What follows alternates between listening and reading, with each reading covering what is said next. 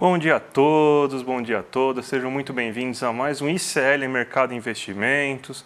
Hoje, programa solo, fiquei com inveja da Débora que ganhou um programa solo semana passada, então hoje eu vou fazer aqui o ICL Mercado Investimentos aí com vocês. Mas a gente tem muita coisa para tratar hoje porque a gente sabe, né? Segunda-feira é o dia que a gente vai lá e gasta alguns minutinhos aqui para saber como o nosso amigo mercado passou o fim de semana.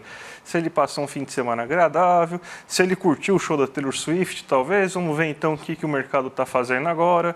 Mas a gente tem dados importantes aqui também do Brasil, saíram dados aí das negociações salariais. Vamos falar também um pouco da questão da desoneração fiscal e, novamente, vamos tratar um pouco de conflito de interesses em relação a tudo isso. Vamos falar um pouco também da construção civil, né? Mas, como sempre, né? A gente vai começar aqui a nossa jornada do dia falando um pouco do que aconteceu nos mercados mundiais, gente. Então, vamos começar aqui já colocando a notícia dentro do nosso site. O nosso site aqui com aquele resumão bonito aqui para vocês já saberem tudo que vocês precisam saber aí, tudo que o que vocês devem esperar em relação ao dia, né? Mas a gente tem aqui dois pontos importantes para tratar aqui dos mercados mundiais aqui nesse primeiro momento. A primeira coisa que a gente tem que falar é a questão da Ásia. A Ásia, ela fechou em uma leve queda puxada por dois movimentos, porque geralmente a Ásia ela é influenciada tanto pelos dados da China, principalmente nos mercados como o Xangai Composto, como pelos mercados norte-americanos. Aí já tem o COPS, já tem o Nikkei 225, já tem o Hang Seng, e nos dois lugares a gente tem alguma certa apreensão nesse momento. O que está acontecendo é que saíram dados de lucratividade do setor industrial asiático, do setor industrial chinês, e esses dados do setor industrial chinês saíram menores do que desejava. Você teve um aumento de quase 12% do lucro da indústria chinesa no mês de setembro, só que se a gente for pegar agora no mês de outubro, você teve um aumento de 2,9%, bem abaixo daquele ritmo acelerado da indústria chinesa que estava sendo projetado. Isso derrubou, por exemplo, as bolsas lá que são mais ligadas à indústria chinesa. A gente tem, por exemplo, aqui na nossa tela, aqui no meu computador, os dados do Xangai Composto. A gente vê que tem uma queda de 0,3 pontos percentuais aqui, 0,3%, né? Em relação ao Xangai Composto aqui nesse momento. Essa queda ela está ocorrendo justamente por causa dessa decepção que o mercado está tendo.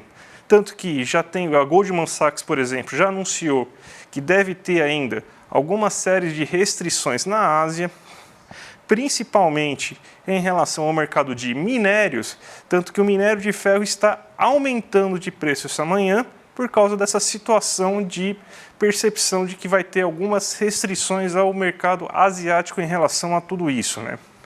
Então esse é o primeiro ponto importante para a gente lembrar agora nesse momento. Aí temos o segundo ponto que também está afetando tanto os mercados asiáticos quanto os mercados globais aí no mundo inteiro, que é a situação dos Estados Unidos. Hoje vai sair, por exemplo, o PCE, um índice muito importante de preços ao consumidor lá nos Estados Unidos. Vai sair também os resultados preliminares da Black Friday, vai sair também vai ter falas também do Jeremy Powell e de outros diretores do Banco Central. Então o que a gente tem é que existe uma perspectiva muito importante e uma apreensão muito grande dos mercados em relação a tudo isso. Porque se não confirmar um ritmo baixo de atividade econômica agora, nesse momento, o que a gente vai ter é justamente uma possível volta de percepção em relação a aumento de taxa de juros. A gente não tem essa percepção de aumento de taxa de juros nesse momento, porque os últimos dados estavam mostrando uma economia mais desaquecida. Só que agora a gente vai ver, de fato, se as taxas de juros estão contendo a economia norte-americana. Todo mundo sabe a importância que a Black Friday tem, né? Então, o que a gente vai ver agora é se com essa taxa de juros você teve um arrefecimento, as pessoas não compraram tanto quanto elas desejavam. Será que a Black Friday lá vai ser mais fraca do que estava se imaginando? Será que o nível de preços caiu agora nesse momento? Então você tem toda essa série de apreensões desses mercados. Além disso, a fala do Jeremy Powell também deve fazer algumas guias, né? Devem guiar mais ou menos aí o que deve acontecer nesses mercados. Então, gente, é isso aí que vai. Essa aí é o cenário global aí, que obviamente não consigo falar com a maestria que a Débora fala, mas a gente dá o nosso jeito agora nesse momento. E já que eu estou sozinho, então, momentos para improvisação. Agora eu vou ter que fazer algumas leves pausas para tomar água, mas faz parte de uma situação dessa, tá, gente? A gente, pelo menos, tudo aí para ficar ao vivo.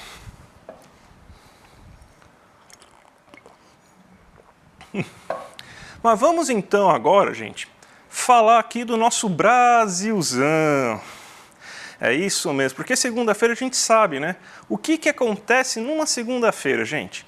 É o dia da gente saber o que está acontecendo dentro do nosso mercado.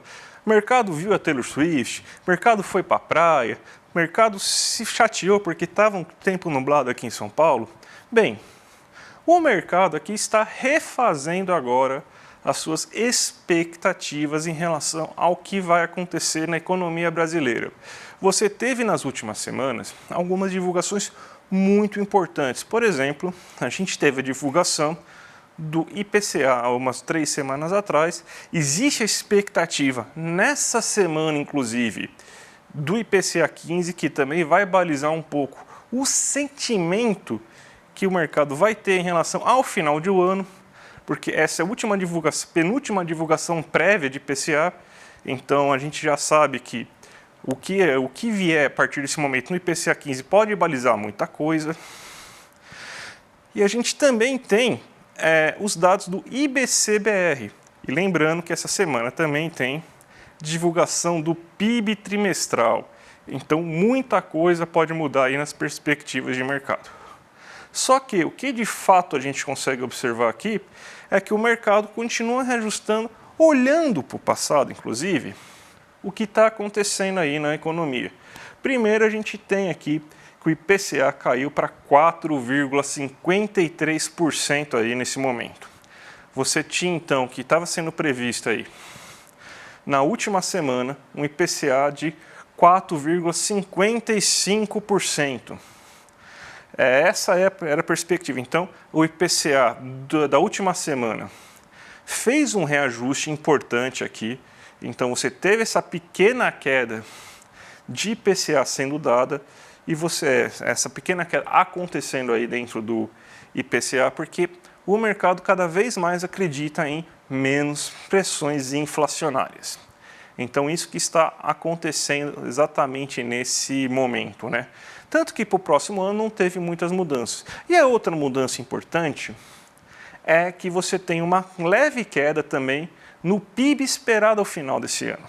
A gente está esperando agora um PIB de 2,84% ante um PIB de 2,85%. Então, o que está acontecendo? O mercado está reajustando a partir dos dados do IPCA e também dos dados do IBC-BR, as suas perspectivas daquele momento. Então, a gente tem que cada vez mais o mercado espera uma inflação mais baixa e está fazendo um breve reajuste, até porque o próprio Ministério da Fazenda na última semana reajustou para baixo também suas perspectivas. Então, o mercado foi lá e reajustou um pouco para baixo. Mas mesmo assim a gente vê ainda que é esperando um bom crescimento econômico. Então o mercado ficou um pouco chateado essa semana, deu uma redução no que esperar do PIB, mas, vamos dizer assim, era algo esperado, inclusive nessa redução ainda está tendo uma série de reajustes agora, a próxima semana, que será um pouco mais importante para o mercado.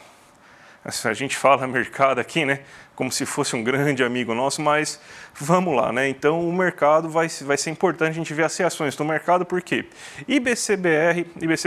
IPCA 15 amanhã e divulgação do PIB trimestral sexta-feira. Então, aqui no Brasil a gente está tendo então uma semana que vai ser um pouco mais tensa, justamente por causa que está todo mundo esperando aí esses dados.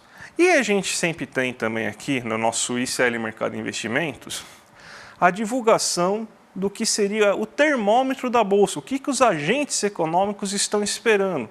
Você vê uma semana um pouco mais complicada, uma semana um pouco mais tensa, então aumentou consideravelmente a quantidade de pessoas que acreditam num cenário negativo. O mercado está trabalhando, inclusive, com uma perspectiva de PIB negativo, ou seja, de uma queda do PIB no terceiro trimestre, uma queda que não será muito grande, será talvez 0,1%, 0,2%, até pelos dados que o IBCBR vem mostrando, né? Então, existe uma perspectiva de queda. Então, você vê que quase um terço aqui do que o mercado, quase um terço aqui do mercado aqui está acreditando que você vai ter uma queda. Aqui está 60%, aqui está 60%, aqui na verdade seria 33,33%. Então, está bem divididinho aqui o que a gente está mostrando. Então, um terço do mercado acredita que o mercado possa subir, mesmo numa semana bem complicada. Então, existe certo otimismo em relação ao IPCA 15 abaixo, talvez, das expectativas, e um PIB que não decepcione tanto assim, ou seja, talvez um PIB zerado, um leve aumento de 0,1%, e aí talvez você tenha, então, um certo crescimento econômico. As falas do Powell também podem ajudar bastante, né, hoje. Se você tiver, então, um Powell mais decisivo falando que deve continuar o mesmo ritmo de política monetária e que está um pouco mais afastado, inclusive, possivelmente até vislumbrando já uma queda a partir de meados do próximo ano, o mercado pode aquecer bastante. Muita gente que ele vai ficar bem estável, um terço das pessoas, e um terço das pessoas estão pessimistas. Então é isso que está acontecendo agora, essa é a perspectiva que o nosso amigo mercado está tendo em relação aos acontecimentos aí que se espera de semana. Se a gente for pegar na última semana, você teve aí um aumento de 0,6% aí do mercado. Ele ficou, então, bem estabilizado, 0,6%, não é uma alta tão expressiva, né? Então, os 25% que acreditaram nisso chegaram mais perto, né? Você tinha gente que acreditava numa queda, né? Até uma quantidade expressiva de 12,5%, e mais da metade acreditava numa alta. Essa alta veio, mas bem próxima da estabilidade. Então, é isso que aconteceu na última semana e é isso que o mercado está esperando para esse próximo momento agora. Então, agora a gente vai falar de uma matéria aí que a gente produziu no nosso site, muito importante, muito interessante em relação à desoneração da folha de pagamentos. O que está por trás, o que está acontecendo em relação a tudo isso e essa polêmica. Vamos voltar um pouco no tempo agora e vamos falar o que aconteceu desde 2013, 2012, quando começou essa história da desoneração da folha de pagamento, e inclusive aí os autores e os economistas envolvidos aí quando precisavam se falar, né? Você teve, então, numa das medidas lá de 2012, lá, que a Dilma começou a agradar bastante a Fiesp, né, fazendo redução do custo de produção como queda do preço da energia até de maneira artificial, né, uma das grandes problemas que a Dilma teve aí foi justamente segurar a inflação via congelamento de preços administrados, como por exemplo da energia elétrica, que era um pedido inclusive da Fiesp, você baixar os custos de produção, baixar a taxa de juros também era um pedido da Fiesp, você ter um câmbio mais competitivo, então começou a ter um aumento da taxa de câmbio naquele momento, então funcionava em patamares próximos a 1,70, 1,80, começou a girar em torno de 2,50, por exemplo, e você teve um dos pedidos justamente que ocorresse uma desoneração da folha de pagamento no que era considerado os setores que mais empregavam. Então a gente já tem o quê? Mais de 10 anos, né, em relação a desde que essa medida começou a ser tomada na economia brasileira. E muitos setores acabaram sendo beneficiados em relação a isso, inclusive o setor jornalístico. Então, num primeiro momento, quando a Dilma tomou essa medida, aí chamaram, obviamente, os economistas mais liberais, que eram contra essas desonerações fiscais, Eu lembro que na época, inclusive, eu achei que as desonerações fiscais poderia ser interessante justamente por se dar dentro do âmbito de você conseguir gerar mais empregos, né? Então até achei a ideia interessante, mas faltou também a contrapartida. Então, o que a mídia fazia na época? A mídia não chamava os economistas mais heterodoxos, mais progressistas, chamava os economistas mais liberais, os nomes de sempre que vocês conhecem, né? Então, e a partir disso ia lá e fazia as críticas à medida. E eles acabaram se mostrando até mais certeiros do que os heterodoxos, porque os heterodoxos acreditavam que dentro dessa medida existiria alguma coisa que eles deveriam dar de contrapartida. O que a gente viu nesse resultado agora, depois de passar 10 anos, então é mais fácil a gente conseguir observar isso, foi que a medida só gerou aumento de taxa de lucro para os setores beneficiados, eles não aumentaram o nível de emprego. O estudo, por exemplo, do IPEA mostra isso. Até estudo com o nosso querido Salsicha lá, que trabalhou dentro do governo Bolsonaro, mostrou isso, inclusive, né, que você não teve. E estudos mais modernos também mostraram aí que não tivemos impacto dessa medida dentro da economia brasileira. Então, não se gerou mais empregos, aumentou a margem de lucro desses setores e foi isso que acabou acontecendo aí nesse momento. Só que agora parece que você tem uma revoada, assim, porque todo mundo começou a defender essa medida, né?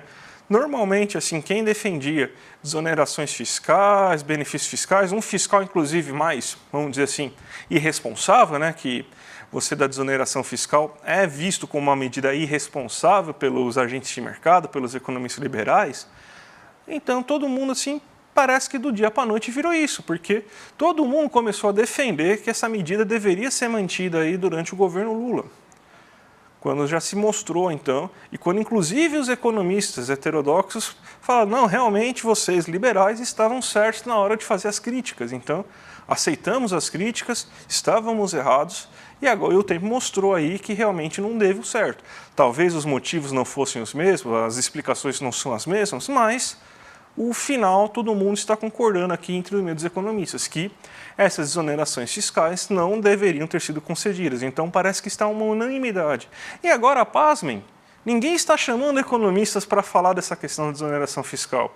Estão chamando até algumas centrais sindicais, obviamente não a CUT, mas outras centrais sindicais, estão chamando alguns sindicatos patronais para falar sobre essa questão, mas os economistas que foram tão ouvidos aí durante 2012, 2013 para dar os seus pitacos em relação a isso e ser contra aquela medida naquele momento, parece que agora eles não estão. E por que você tem tudo isso acontecendo?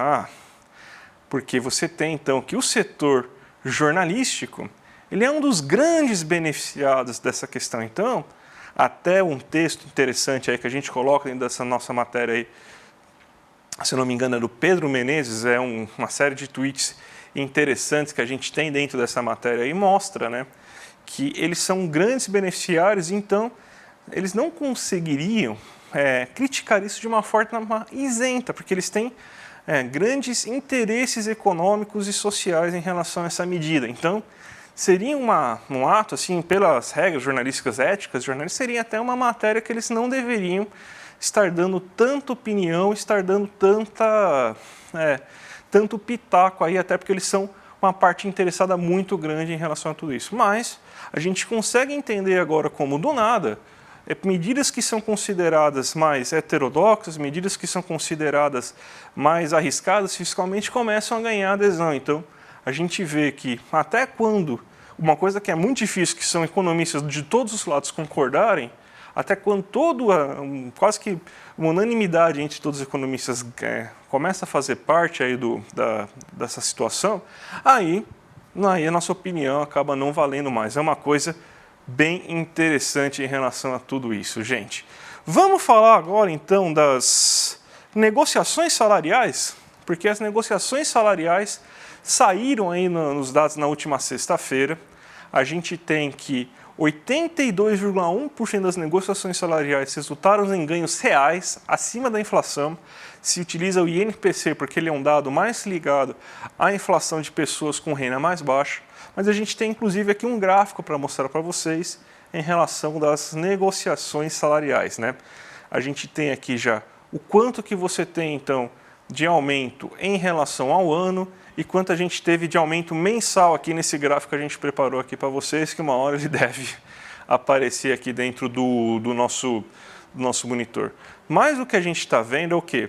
Que existe uma parcela muito pequena de pessoas que estão recebendo reajuste abaixo da inflação medida pelo INPC.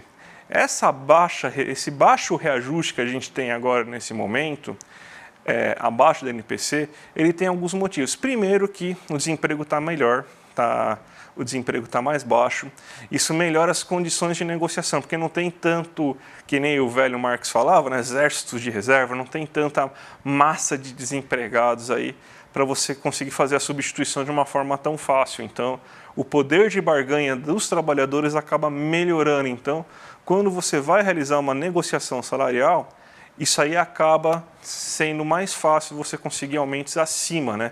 E a gente tem aqui que a gente tem no ano que a gente já está quase em 80% de todas as negociações salariais ocorrendo acima da inflação. Somente nesse mês a gente teve 82,1% das negociações ocorrendo. Isso eram dados que a gente via durante o segundo governo Lula, né? Porque o melhor momento que a gente teve de negociações salariais foi durante o governo Dilma, em que quase 100% das negociações salariais eram dadas acima da inflação, então foi um volume muito expressivo, muito grande em relação a tudo isso. Mas a gente tem que durante o governo Lula a média era justamente essa, acima de 80%, 82%, então a gente está com dados semelhantes ao do segundo governo Lula. E é resultado justamente de baixa taxa de desemprego, inflação baixa também, porque o valor do reajuste a ser dado ao trabalhador também reduz, o que acaba facilitando com que as empresas aceitem aquele reajuste acima da inflação, que você imagina, uma coisa é você dar um reajuste de 12% do salário quando a inflação está 10%, mas um reajuste de 6% do salário quando a inflação está 5%, é mais tranquilo, é mais viável para o empresário na hora de realizar isso. Então, esses são os dados aí que a gente estava vendo. Ó. A gente tem que 82,1% das pessoas que realizaram negociações salariais no mês de outubro, você teve que elas conseguiram reajuste acima da inflação. Então, é um dado muito interessante. Se a gente pegar no ano, são 78,3%, ou seja, quase 80% realmente das negociações salariais que ocorreram até essa data, você tem esses reajustes, né, acima da inflação. Igual à inflação, ou seja, que pelo menos manteve o mesmo nível, ou seja, não teve perda salarial, você tem que nesse mês são 4,5% e no ano 5,4%, ou seja, quase 85% no ano das pessoas que estão trabalhando tiveram reajustes, pelo menos que mantiveram seu salário. Se a gente for pegar alguns anos, inclusive, a gente vai ver que a situação estava um pouco mais complicada, porque você tinha que os reajustes acima da inflação chegavam em torno de 30%, 40%, e você tinha quase 25%, 30%, até às vezes mais pessoas, né? A porcentagem de pessoas que tinham reajustes abaixo da inflação nesse momento. Então, esse aqui é uma das melhores características do governo Lula 3 até o momento, que a gente tem as negociações salariais ocorrendo de forma repetidamente acima da inflação, ou seja, ganho real para os trabalhadores. Isso aí deve ajudar, pelo menos no médio prazo, a você ter uma economia mais dinâmica. A gente sabe que a gente está precisando de um maior dinamismo, né? Em relação ao comércio, aos serviços, as pessoas não estão consumindo da maneira que se imaginava, mesmo com esse aumento de renda. Isso muito é devido a uma queda de percepção, ou seja, uma desconfiança sobre o futuro econômico brasileiro. Até a gente viu aquela pesquisa, as pessoas estão com medo do risco fiscal, né? As pessoas nem entendem direito, né, o que é na situação fiscal brasileira, mas elas têm medo disso.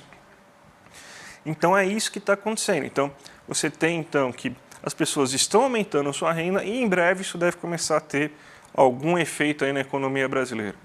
Pausa para hidratação rapidinho, gente, perdão. mas faz parte do programa ao vivo, você tem que fazer esses improvisos mesmo, né? Então, não tem jeito. E vamos falar então agora da questão da construção civil, que saíram hoje dois dados muito importantes, que é que o preço da construção civil subiu 0,10% em novembro. Existe uma alta já de 3% em relação ao preço da construção civil nesse momento, nesse ano. E você também teve dados da confiança da construção civil que está meio que estagnada. A gente está vendo que existe até uma bela de uma construção, especulação imobiliária aqui no caso brasileiro, né? Mas o que a gente tem de fato é que a construção civil, que começou bem acelerada esse ano, né? Ainda está no índice bem alto, né? Elevando-se bem alto, num índice bem acelerado, a gente já tem que ele começa a mostrar problemas. Então, aquela euforia do começo lá parece que está dando uma diminuída. Então, esse é um índice muito importante porque ele é um dos motores industriais mais importantes da economia brasileira. Uma construção civil ele tem uma capacidade de empregabilidade muito elevada. Então a gente vê que se a construção civil está desconfiada, ela não vai realizar novos investimentos, ela vai manter mais ou menos o que ela tem nesse momento. Então, esse índice aí da construção civil é mais um problema. A gente está falando toda hora em relação aos problemas que a gente vem enfrentando em relação à confiança das pessoas na economia. A construção civil subir tão pouco no mês de novembro mostra que realmente existe essa certa desconfiança em todos os setores, então é uma coisa que a gente precisa mudar. Não sei como que pode se mudar isso, aí o pessoal da comunicação mostra, porque os dados econômicos mostram uma economia brasileira bem constante, bem consolidada nesse momento, mas a percepção geral parece que não é dessa magnitude. Vamos então agora aqui, para a gente fechar o nosso programa, vamos aqui para o nosso giro de mercado, gente. Vamos ver o que está acontecendo aqui no mercado brasileiro aqui nesse momento. A gente tem aqui o Ibovespa abrindo muito tímido, uma alta só de 0,01%. A gente vê, inclusive, o relatório Focus também foi muito tímido.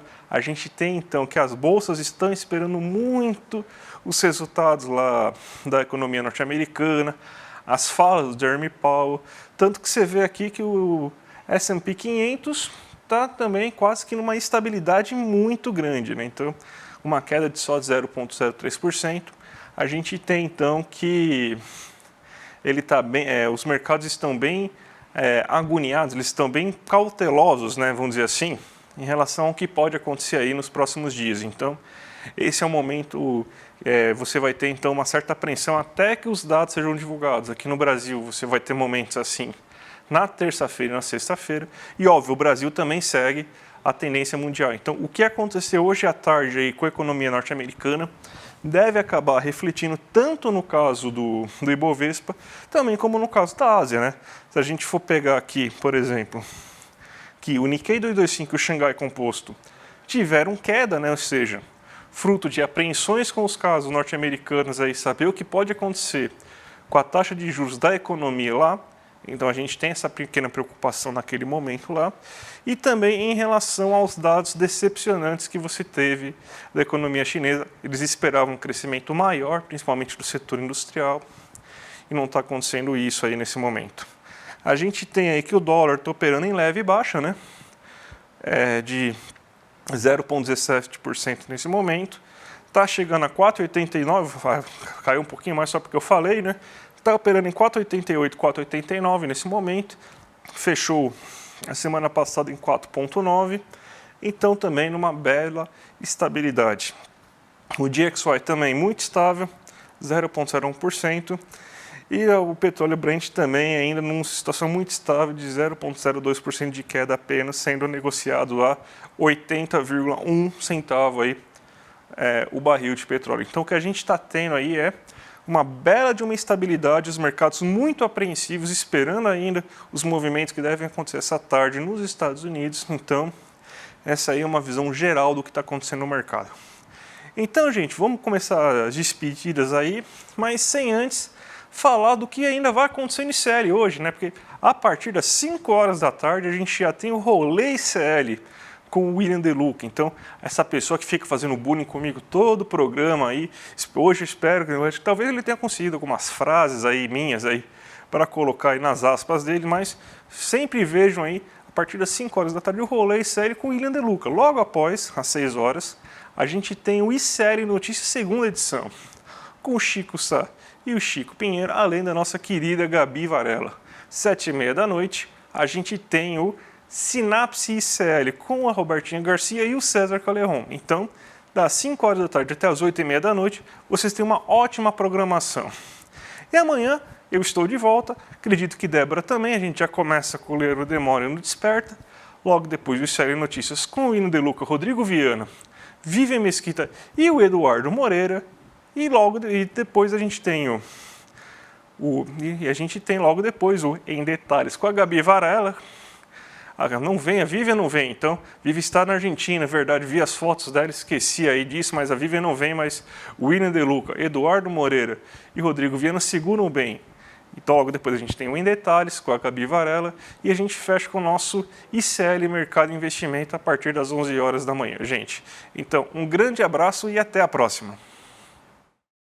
Turma, a nossa aula com Abdul Rahman Mohammed, Malcolm X, o Homem e a Mensagem, foi uma aula absolutamente indescritível. Só assistindo para entender o quão atual é a história de Malcolm X em relação aos problemas que a gente vive hoje, em 2023. Os problemas de racismo, os problemas de opressão, os problemas que sufocam boa parte da população do planeta.